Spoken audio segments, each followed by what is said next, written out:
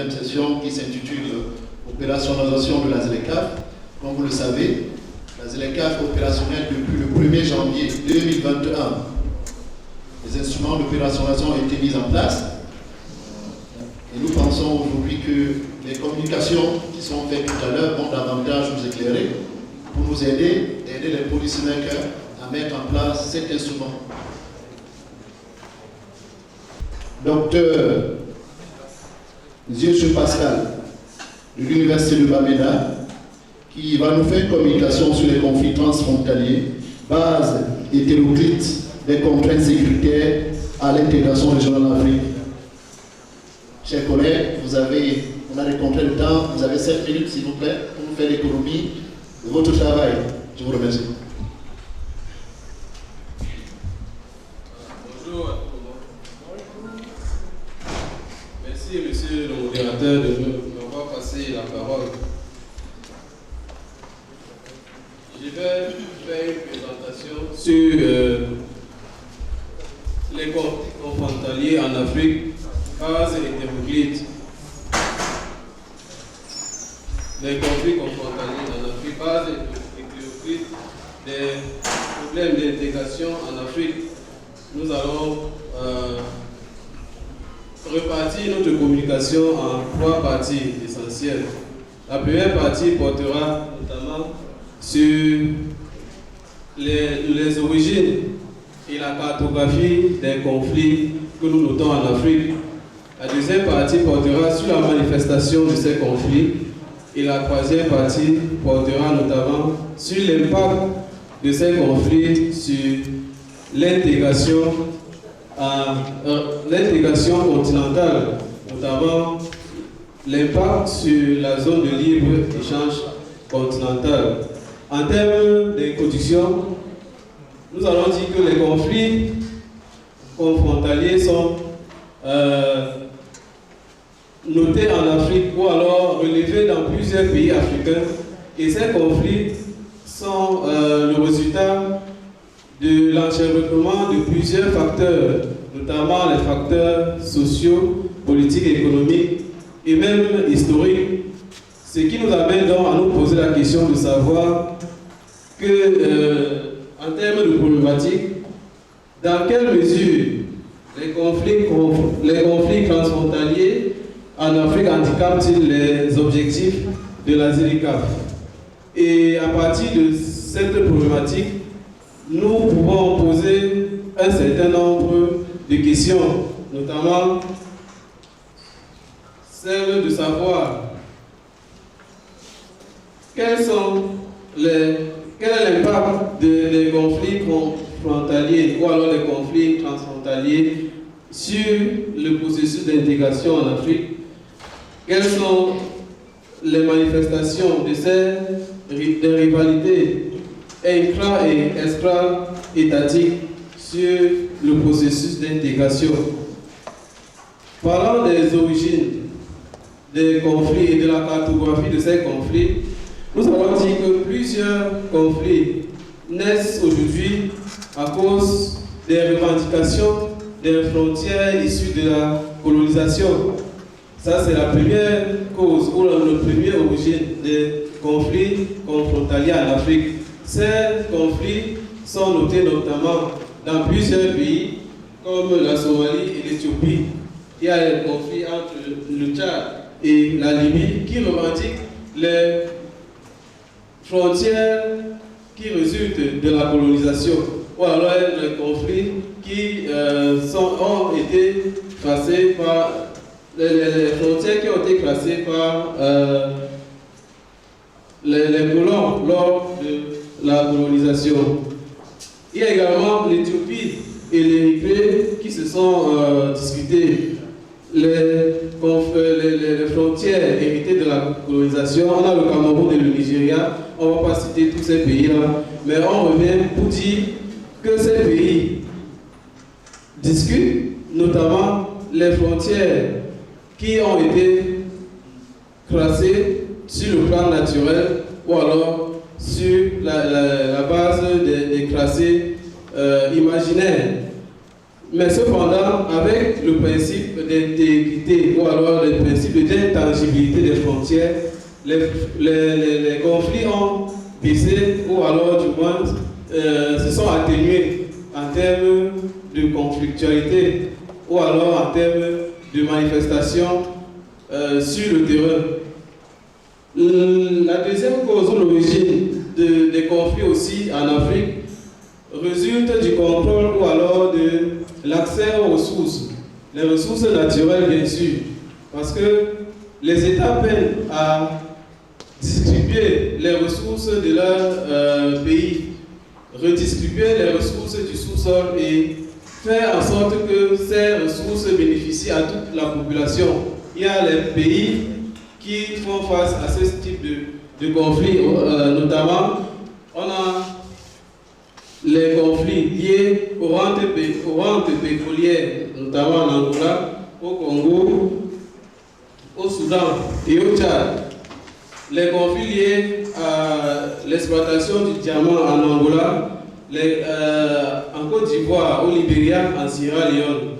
Il y a également les conflits liés aux métaux précieux, l'or, le cobalt, le coltan au Burkina et à RDC. Il y a également les conflits liés à l'accès à l'eau. L'accès à l'eau, par exemple, dans le bassin du Congo, le bassin du Nil, le bassin du Niger, le Sénégal également.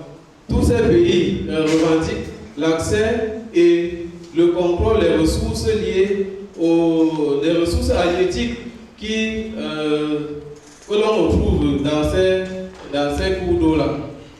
Donc, les pays qui font face à ces problèmes liés à l'accès à l'eau concernent les pays dont les difficultés à redistribuer ces ressources pour les faire bénéficier à toute la population entraînent ce qu'on a appelé la troisième origine de ces conflits, notamment l'instabilité politique. Lorsque les populations ne sont pas contentes de l'exploitation de ces ressources, il y a des revendications criminelles qui engendrent la rébellion, qui engendre notamment la naissance des groupes rebelles, la naissance des groupes criminogènes et des groupes qui revendiquent parfois la sécession de leur zone. Nous avons par exemple le Cabinda en Angola, nous avons la Casamance au Sénégal, qui revendiquent l'accès aux ressources, qui revendiquent également l'indépendance ou alors la sécession de leur territoire. Donc, en dehors de ces origines de conflits, on a également les origines politiques, notamment la contestation des résultats des élections. On a également la transformation de la société en zone de conflit, ou alors les guerres civiles qui naissent du mécontentement de certains groupes de la population. Alors, en termes de manifestation, les conflits se manifestent par le fait que les populations transgressent les frontières pour se retrouver dans certains pays et y créer l'instabilité, notamment en termes économiques et en termes sociaux. L'impact que ces conflits ont sur la zone de libre-échange qu'est la ZLECAf, nous avons cependant plusieurs impacts que nous avons eu à mentionner. Le premier, c'est le manque de développement, l'absence de développement de certains pays qui, au lieu d'investir pour le développement, investissent pour la sécurité de leur pays, qui investissent pour la lutte contre la rébellion. Nous avons la lutte contre les sécessionnistes qui causent plusieurs manquements en termes de développement pour certains pays.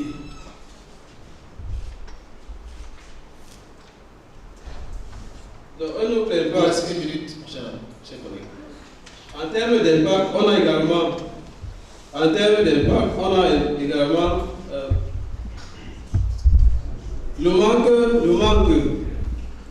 également le manque d'exploitation des ressources pour le développement des pays dont on a cité. Les pays qui sont en difficulté sur le plan sécuritaire notamment manquent d'objectifs de développement parce qu'ils ne peuvent pas échanger entre eux, ils ne peuvent pas également promouvoir la circulation des personnes et des biens dans leurs zones respectives.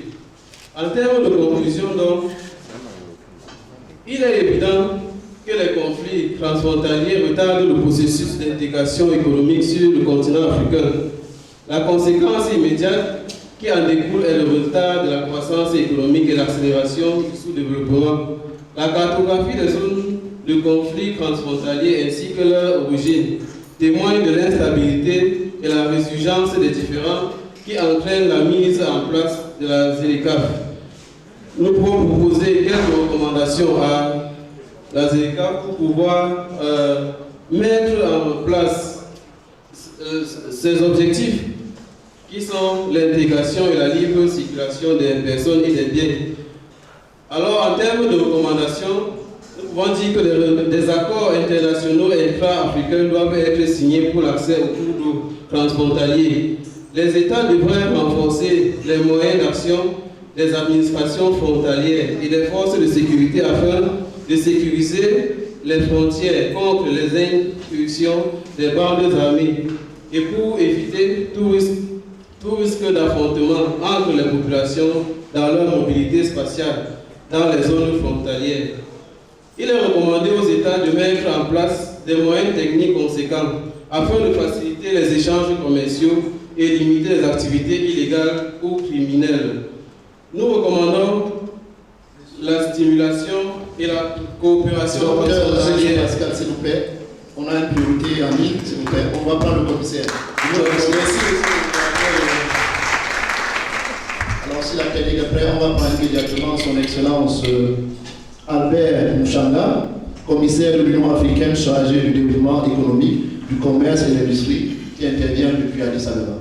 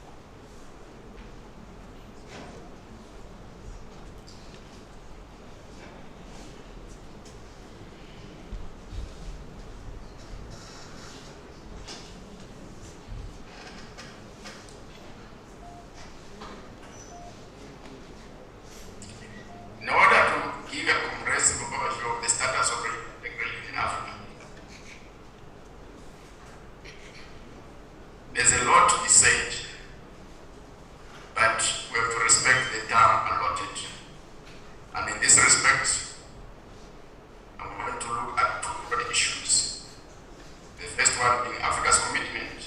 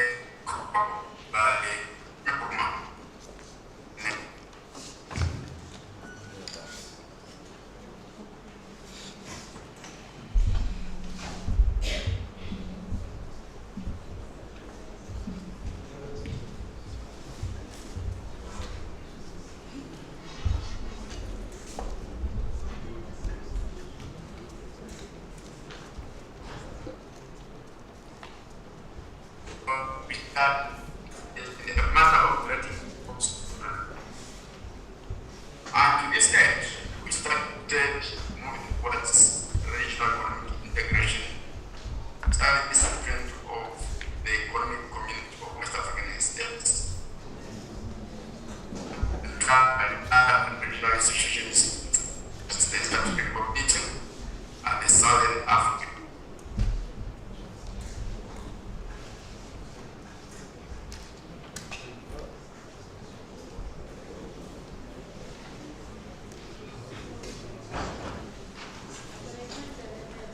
So the Arab Market Union, the common market for Eastern and Southern Africa, controls Sahel states, the Economic Community of Central African States, and the Intergovernmental Authority on Development, or IGAD. With these 8 regional communities, promote a program of collaboration and coordination. And to this end,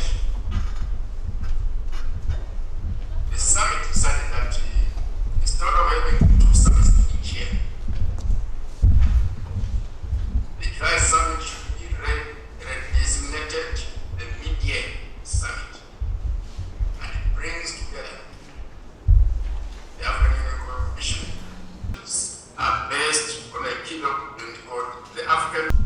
These regional communities, the 8 of them, to address issues of collaboration and nation. And the discussion on the National Regional Integration Index, or AMRI. And key issues in this index are questions of free movement of people, trade integration, infrastructure integration of people or social integration, financial integration, monetary integration, institutional integration, and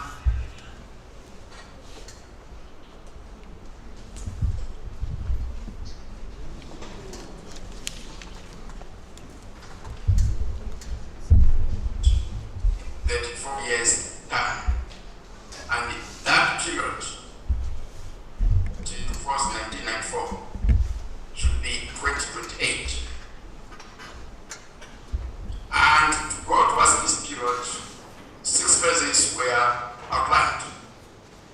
First, being establishment and strengthening of regional economic communities.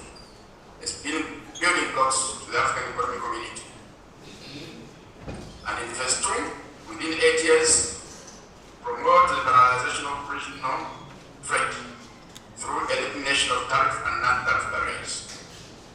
And in phase 3, establish the free trade areas at the regional level.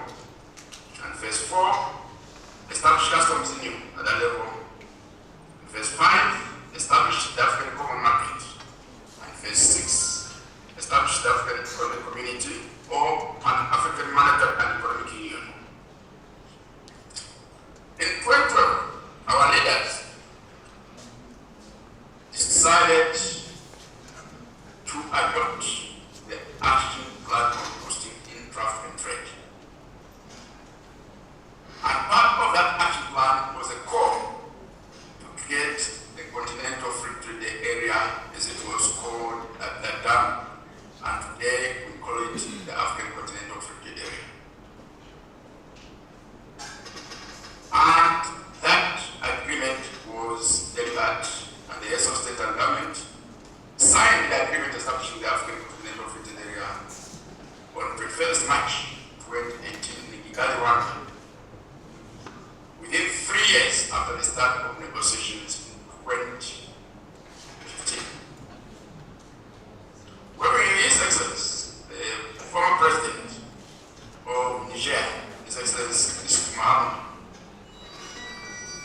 we executed the very bold and sustained advocacy on ratification. And within a period of 1 year, 1 month, 1 week, and 1 day, we are able to have the minimum threshold of 22 ratifications for the agreement to enter into force. Traditionally, it takes about 5 years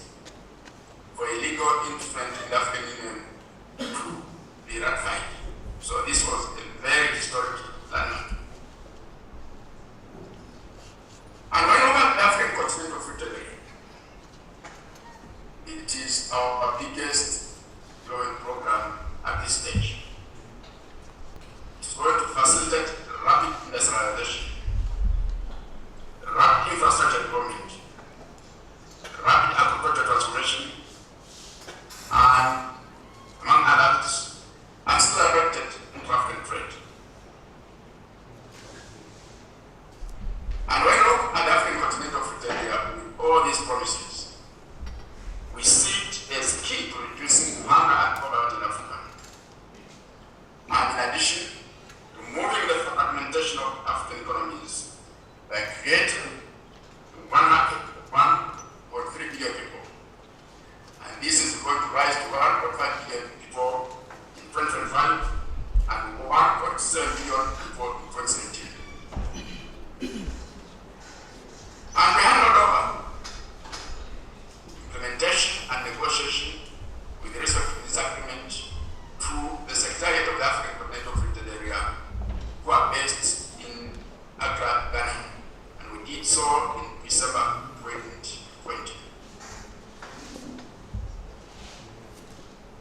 In line with the first aligned in the Abuja Treaty, we are complementing the establishment of free trade areas at regional level with a continental free trade area, which is the African Continental Free Trade Area. And some of our regional economic communities are already at the level of customs union. And when you look at this agreement, establishing the African Continental Free Trade Area, we are going to negotiate protocols on investment, competition policy, intellectual property rights, and the digital trade. And these protocols have a firm foundation to move Africa towards a customs union and a common market in a faster period. And we are using this now to move ahead to deeper economic integration. And we do so. We are aware that we need to supply the African Continental Free Trade Area market with enough goods and services. And in order to do this, we've taken a number of activities, one of which is to develop quality infrastructure. And to this end, we are able to submit to the ministers responsible for industry this year the Africa Quality Policy, which they adopted, and is going to go to the heads of state and government for investment. And when that is done, we're going to develop the criteria for the Made in Africa standard. Each company which meets the criteria will be able to put on its goods the label Made in Africa. And it will be a sign that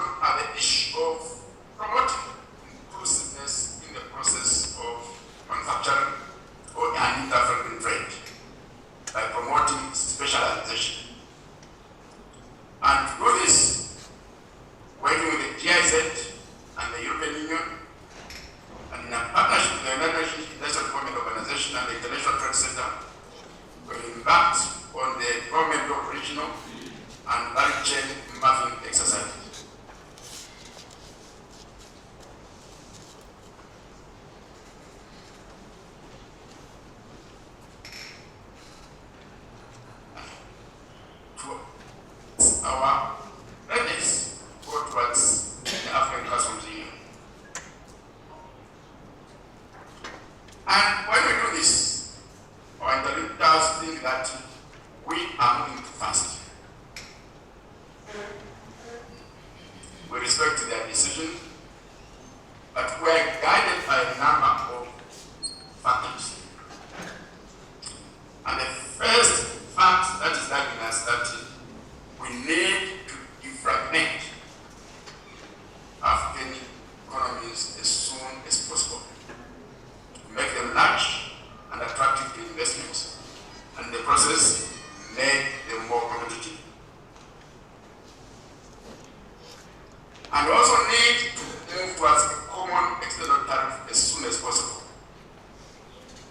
If we do not do that, each country will have an external tariff on its own, and it will be free to enter in third-party free trade agreements with others. And that is going to be a danger to transshipment of goods from outside or trade deflection. And the that goods can undermine the process of economic integration. And this danger was seen by our heads of state and government, because they were able to observe in 2019 that member states wishing to enter into partnerships with third parties must inform the Assembly with assurance that those efforts will not undermine the African Union vision of creating one African market. As we move ahead, another issue which is of vital importance to us is the quality and the strength of economic growth. If we do not grow very fast, there will be reduced commitment towards economic integration. If we grow very fast, the enthusiasm will heighten. In addition to that, if we grow very fast, we are going to create the financial base to create the African financial institutions. And these are the African Investment Bank, whose headquarters are going to be in Libya. The African Monetary Fund, whose headquarters are going to be in Cameroon. The African Central Banks, whose headquarters will be in Nigeria. And the Pan-African Stock Exchange, which is going to be a major platform. The financial institutions are very, very important, because in this era of the COVID-19 pandemic,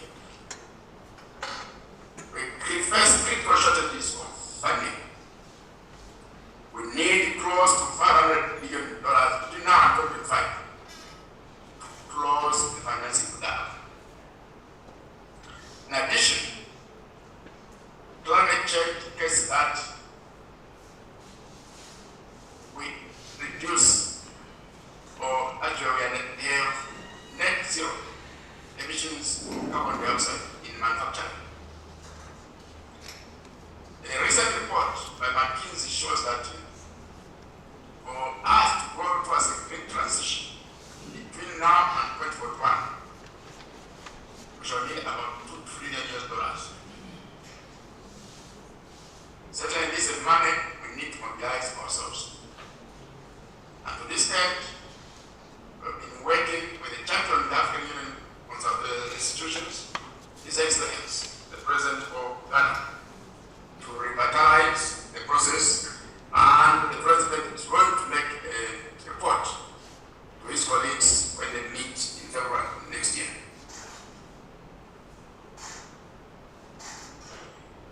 The African Union believes that the process of economic integration in Africa belongs to all the stakeholders. And in this respect, we see universities and think tanks like yours play important roles in spreading knowledge about the African integration process. And you do so through research and workshops like this one. And I believe some of you have courses on African economic integration. And since you're that role, my hope is that one day,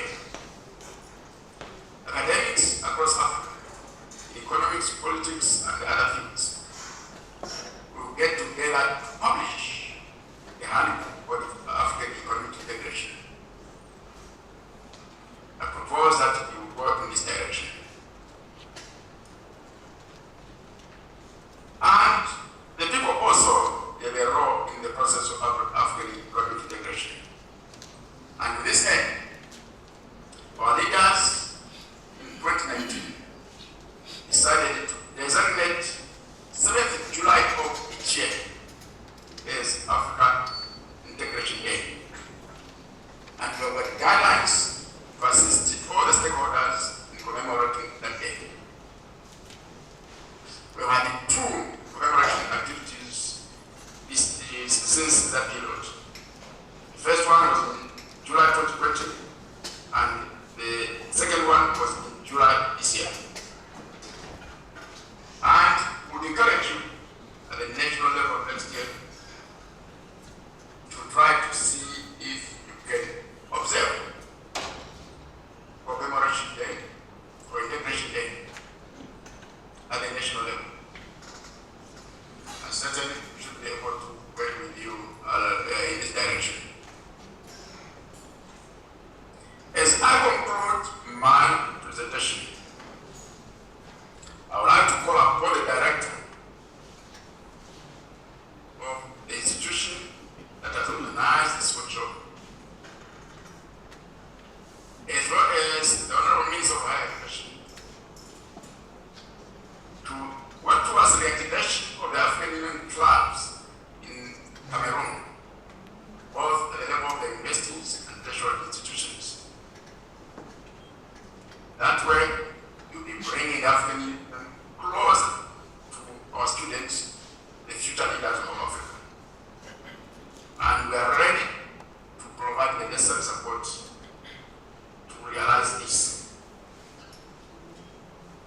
And I also encourage the International Relations Institute of Cameroon to consider, if you've not yet done so, establishing an electronic repository of reports on regional integration in Africa, published by the African Union Commission, in collaboration with the African Development Bank and the United Nations Economic Committee for Africa. And there are 2 reports which your students will find very useful. This is the annual report on assessing regional integration in Africa, or ARIA, and the Africa Regional Integration Index, or ARI, which I referred to in my opening remarks. I would like to conclude by indicating that one of the lessons of the current COVID pandemic, which has plunged Africa into its best recession in 25 years, is that effective and strong regional integration is critical for Africa to recover quickly and avoid the negative impacts of disruption of the global supply chains and the vulnerability of underdeveloped, fragmented, and small markets that characterize our economies. Therefore, let us work collectively with you to cement the progress achieved so far and chart a new course towards the next phase of the African economic community envisaged in the Abuja Treaty. We have to defragment the African market.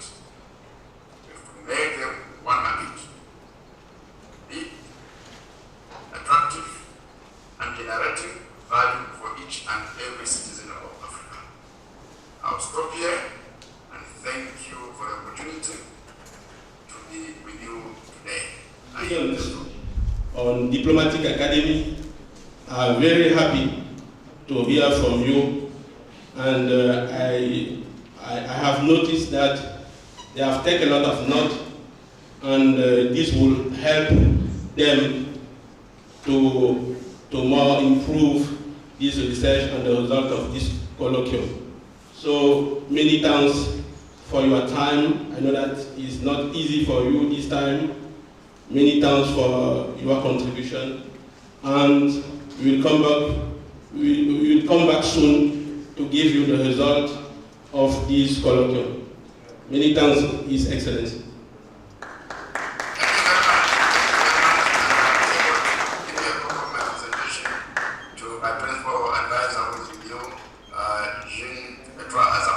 Thank you very much. Bye-bye.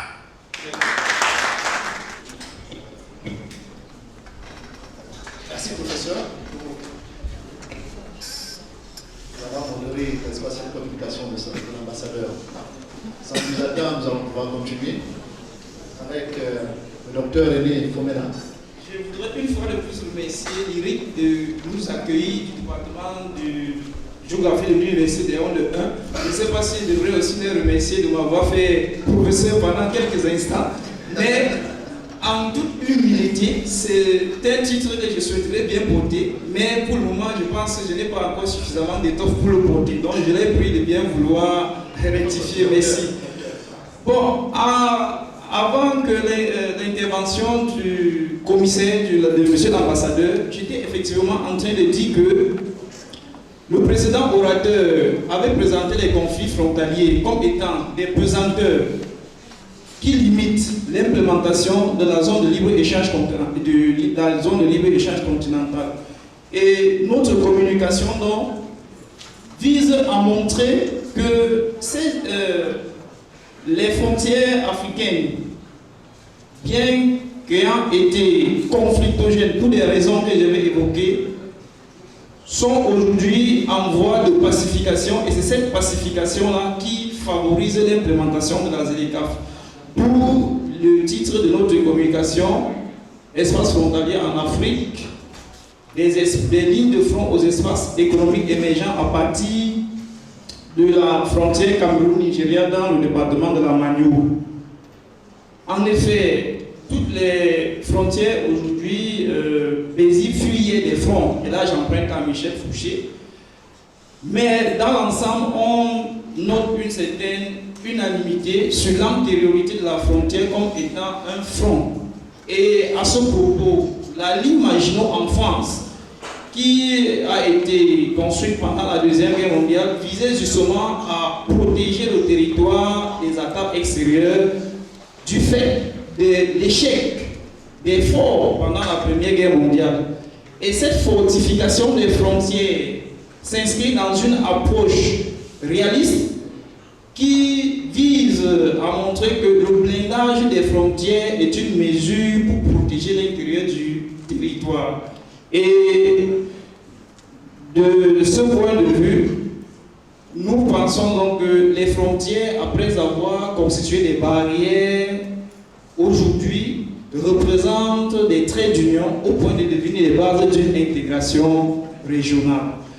Et notre communication donc a pour objectif de montrer que l'implémentation de la ZLECAf traduit l'aboutissement du processus de pacification des frontières africaines, et ce sera à travers la frontière entre le Cameroun et le Nigeria dans le département de la Magno. Bon, pour ceux qui viennent visiter le Cameroun, le département de la Magno, comme vous pouvez voir sur la carte, est l'un des 58 départements du Cameroun qui lui-même est divisé en 10 régions. Et nous avons choisi ce département parce que non seulement il est représentatif des mutations aujourd'hui qui sont opérées sur les frontières africaines, mais il bénéficie au moins de 2 éléments qui motivent son choix. La route que vous voyez sur la carte est la route nationale numéro 6, mais elle représente un tronçon de la route transafricaine Lagos-Mombasa qui passe par ce département. Et bon, peut-être ce n'est pas suffisamment visible. Le point de chute de ces routes transafricaines-là se trouve dans la localité des Corps, au niveau du fleuve Cross River, qui sert de frontière naturelle entre le Cameroun et le Nigeria. Et le 31 juillet dernier a été inauguré sur ce fleuve Cross River un pont frontalier pour montrer effectivement qu'aujourd'hui, même si cette frontière, du fait de l'imprécision du tracé, qui résultait des accords entre les puissances coloniales, notamment la France et l'Allemagne, ou l'Angleterre et l'Allemagne, aujourd'hui est en voie de pacification, et aujourd'hui un bel exemple de frontières pacifiées qui forment des traits d'union pour relier les peuples africains. Et c'est davantage stratégique parce que ce pont qui relie le Cameroun et le Nigeria, aujourd'hui en réalité relie la zone CEMA à la zone CEDEAO. Donc c'est exactement ce travail s'inscrit dans l'idéal de l'Union africaine qui, dans l'agenda 63, vise à faire des frontières africaines des espaces d'intégration ou bien des espaces économiques émergents. Donc, des résultats dont nous commençons par présenter la genèse des conflits en Afrique pour dire que, comme le précédent orateur l'a relevé, les différents frontaliers constituent quand même une cause majeure des conflits en Afrique. Et nous avons relevé ici que les différents frontaliers en Afrique naissent généralement du fait du tracé arbitraire des frontières, parce que la ligne frontière qui relève de l'approche, ou tout au moins d'origine westphalienne, est d'abord étrangère à l'Afrique. Elle est surtout arbitraire parce que les dessinateurs de frontières à la conférence de Berlin de novembre 84, février 85 ont pris en compte les réalités ou les intérêts des puissances coloniales au détriment des populations locales. Ce qui fait que les frontières qui ont été dessinées à Berlin en 84 portaient déjà des germes de conflits parce qu'elles séparaient des peuples qui auraient dû se retrouver dans les mêmes entités territoriales.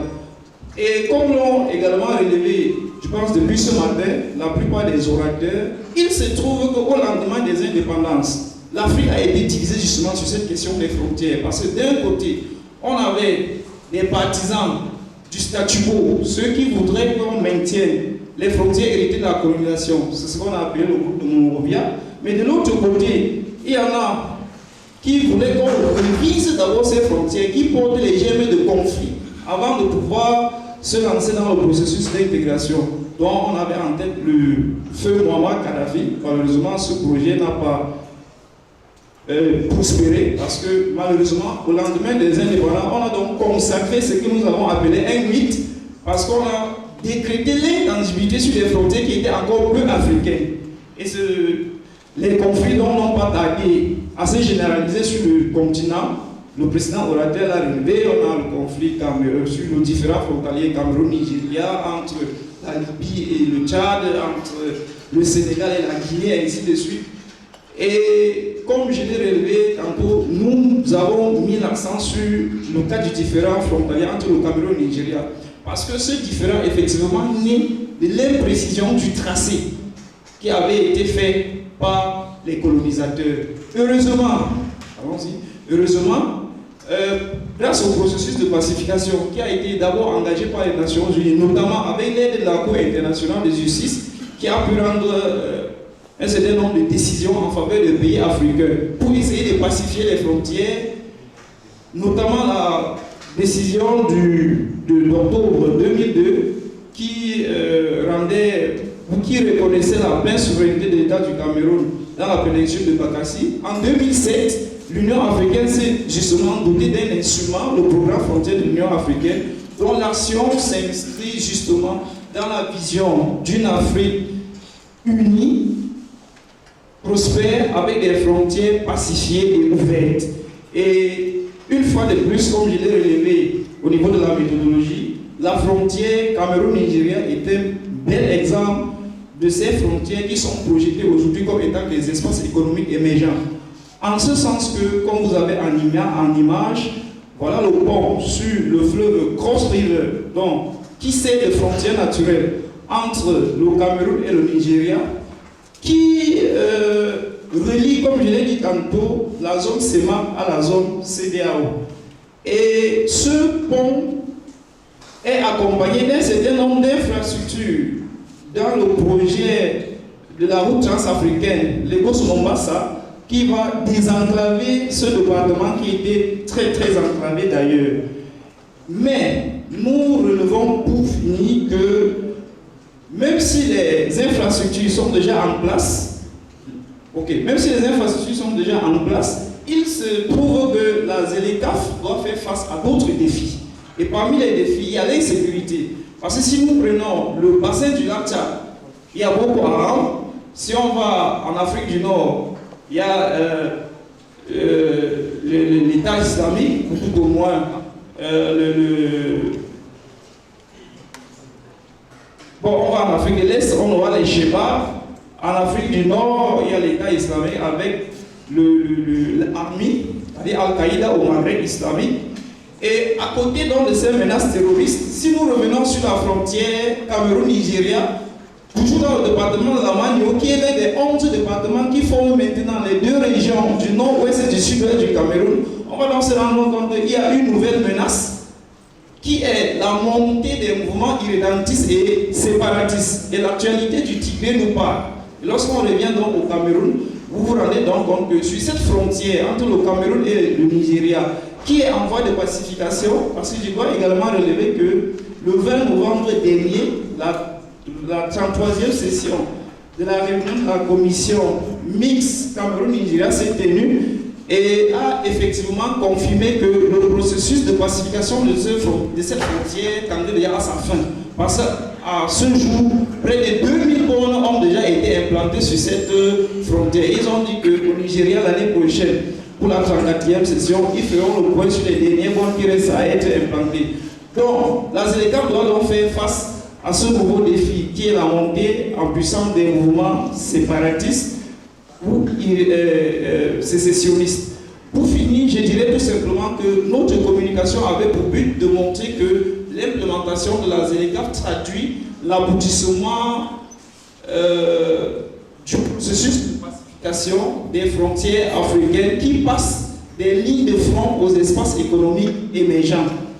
À l'image de la frontière Cameroun-Nigeria, donc, des incohérences sur le tracé des frontières ont longtemps entretenu des conflits sur le continent africain. Heureusement, grâce à l'action des Nations Unies et notamment de la Cour internationale de justice qui a rendu un certain nombre de décisions, et surtout du programme frontières de l'Union africaine, les frontières au niveau de l'Afrique aujourd'hui sont des traits d'union. Et l'inauguration le 31 juillet du pont frontalier dans la localité des Coques est une avancée majeure dans ces processus. Cependant, les processus, les perspectives qu'offrent ces zones de libre-échange continental ne sont plus utopiques, comme je l'ai relevé, sauf qu'elles doivent faire face aux crises sécuritaires, à l'irrédentisme et le séparatisme. Je vous remercie pour votre temps.